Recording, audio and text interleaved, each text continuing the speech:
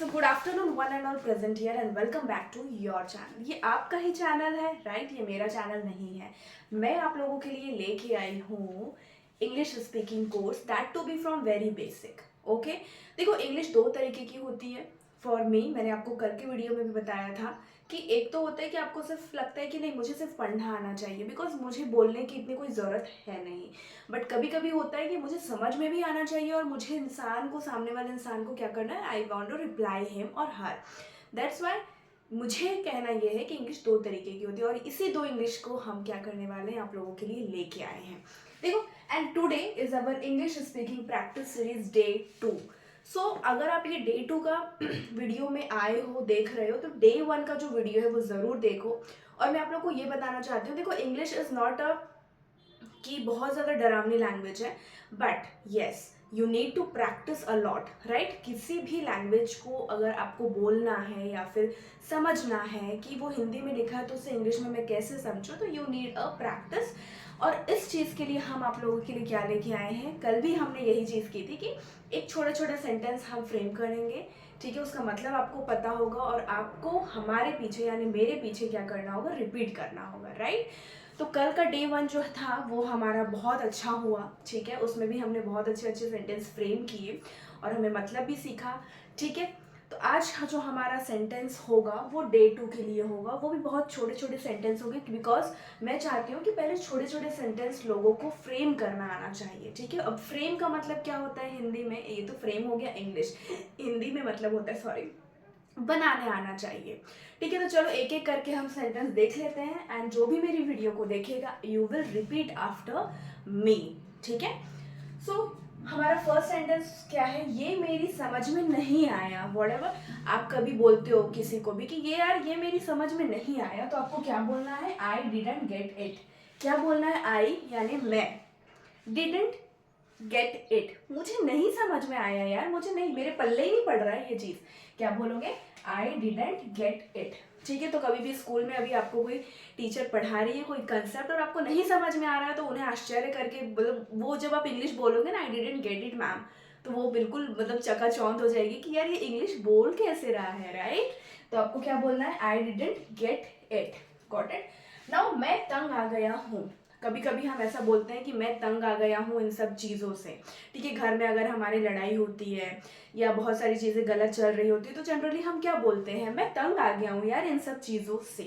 तो मैं तंग आ गया हूँ की इंग्लिश क्या होगी, आई एम फेड अप, ठीक है। अब इसको हटा के मैं एम पूरा लिखती हूँ बिकॉज आप लोग नए हो, ठीक है।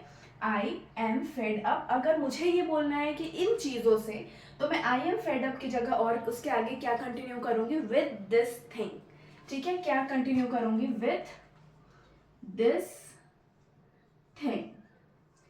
थिंग यानी कि कोई चीज, ठीक है। तो इन चीजों से, दिस यानी कि दिस थिंग यानी कि इन चीजों से। अब आपको पता है कि आप किस कौन से चीज के बारे में बोल रहे हो राइट। तो I am fed up with this thing, ठीक है। तो घर में अगर कोई आपको लड़ाई झगड़ा हो रहा है या कुछ हो रहा है, मैं तंग आ गया हूँ, आपको ऐसा बोलना है कि यार मैं ये ना पढ़ाई कर करके बहुत ज्यादा तंग आ गया हूँ, तो I am fed up with this thing. आप बोल सकते हो, अगर आप बोल रहे हो कि पढ़ाई के लिए मैं पढ़ाई से तंग आ गया हूँ, तो I am fed up with this study, ठीक है।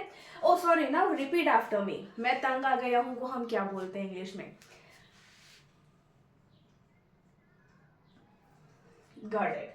मुझे गुस्सा आ गया, ठीक है। कभी कभी ऐसी सिचुएशन होती है कि हमें उस टाइम पे गुस्सा आ जाता है। लेटर क्या होता है कि हमसे कोई पूछता है कि यार तुझे गुस्सा नहीं करना चाहिए था, आप क्या बोलते हो, मुझे गुस्सा आ गया था यार, मैं क्या करूं। तो आपको क्या बोलना है, आई गॉट एंग्री। एंग्री यानी क्या होता है कि गुस्सा, ठीक है।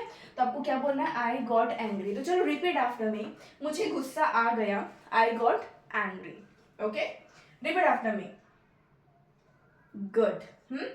उससे अंदर आने दो, ठीक है। कभी कभी क्या होता है कि टीचर्स लोग स्टाफ रूम में होते हैं और स्टूडेंट्स जाते हैं और अंदर स्टाफ रूम में, बट उन्हें पहले परमिशन लेनी पड़ती है। अब कोई कोई टीचर होता है जो बोलता है कि यार स्टाफ रूम में बच्चों को आने मत दो, तो दूसरा टीचर क्या रिप्लाई करेगा, चलो यार उसको आने दो, उसको अंदर आने दो। तो आपको क्या बोलना है, लेट हिम इन। क्या बोलना है, let him in, got it. क्या बोलना है, उससे अंदर आने दो, let him in. Repeat after me, good, okay. किस लिए, अगर हमें पूछना है कि किसके लिए चाहिए यार तुझे पैसे, किस लिए, राइट, तो व्हाट फॉर क्या आएगा, ये क्वेश्चन हो गया व्हाट फॉर, किस लिए पैसे चाहिए, what for, for what purpose, right, तो that is what for. Repeat after me, तुम्हें क्यों चाहिए, तुम्हें वीडियो क्यों देखनी है, व्हाट फॉर। और क्या, जैसे हम बहुत बारी बोलते हैं कि यार फोन अगर हम किसी को करते हैं बहुत दिनों के बाद, तो वी जनरली आस्क देम कि और क्या चल रहा है, तो वो क्या रिप्लाई आपको देगा, व्हाट एल्स। और क्या, व्हाट एल्स। तो चलो रिपीट आफ्टर मी, और क्या एल्स, गॉट इट। और कुछ नहीं, अब वो रिप्लाई करेगा और कुछ नहीं यार, नथिंग एल्स, क्या करेगा, नथिंग एल्स। तो रिप्लाई करो मेरे पीछे, और कुछ नहीं को हम क्या बोलते हैं, नथिंग एल्स, गॉट इट। थोड़ा और ला दो, ठीक है, जैसे हम खाना खाते हैं तो हम बोलते हैं कि मम्मी थोड़ा और दाल चावल दो ना, या थोड़ा और ला दो ना, तो उसको हम इंग्लिश में कैसे बोलेंगे, ब्रिंग अ लिटिल मोर। कैसे बोलेंगे, ब्रिंग अ लिटिल मोर, थोड़ा और ला दो, bring a little more. Now repeat after me, bring a little more, okay. Now एक बार और करो इस चीज को, तुमने ट्राई किया हुआ है बहुत बारी और नहीं हो रहा है, देन अगेन आपको कोई बोलता है कि चलो यार ये कैसे नहीं हो रहा है, इसको एक और बार ट्राई करो, ठीक है। कोई मैथ्स का आपका कंसेप्ट है जो नहीं बन रहा है, sine theta plus cos theta equals to क्या होता है वो आपको नहीं समझ में, एंड समबडी रिप्लाइड यू कि चलो यार इसको एक बार और करो, तो हम क्या बोलते हैं, डू इट वंस मोर। क्या बोलते हैं, डू इट वंस मोर, ठीक है। डू इट वंस मोर मतलब इसको एक बार और करो, ठीक है। नाउ 2 दिन और, बस 2 दिन और है यार, उसके बाद तो उसकी शादी होने वाली है, तो उसमें हम क्या बोलते हैं, 2 more days, ठीक है। 2 दिन और यानी कि क्या हो जाएगा आपका, 2 more days। Now repeat after मी, 2 more days, ओके। और पढ़ो, ठीक है। अब मम्मी घर में बोलती है कि यार तुम लोग तो बिल्कुल पढ़ते नहीं हो, इतना ही पढ़ लिया, और पढ़ो, और पढ़ो, तो मम्मा क्या बोलेगी आपको, रीड मोर। क्या बोलेगी, read more. Now repeat after me, got it, ठीक है।